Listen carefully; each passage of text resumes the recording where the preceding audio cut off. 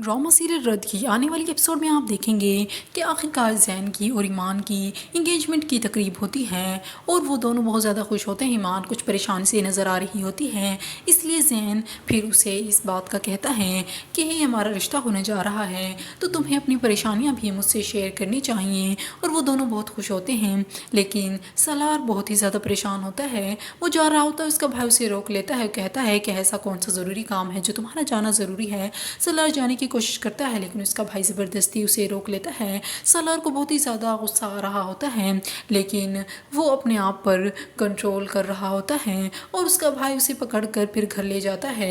और सलार को ये बात बिल्कुल भी पसंद नहीं होती, उसका भाई उसके साथ ये सब सलूक कर रहा होता है। और सलार का बाप भी ये नहीं चाहता कि सलार के साथ उसका बेटा इस तरह सलूक करे।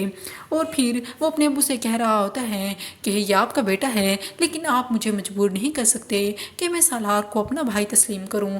और मैं आपसे ये बात भी कह देता हूं कि मैं कभी भी सलार को अपना भाई तस्लीम नहीं करूंगा।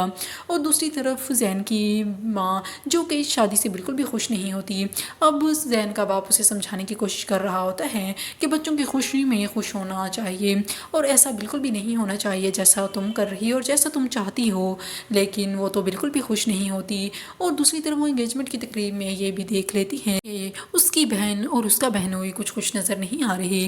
और दूसरी तरफ ईमान होती है जो अपने घर वालों से ये बात कह देती हैं कि आप मेरी शादी समीर से इसलिए करवाना चाहते थे ताकि आप जो भी उल्टा सीधा कारोबार करें समीर उसमें पैसे इन्वेस्ट करें।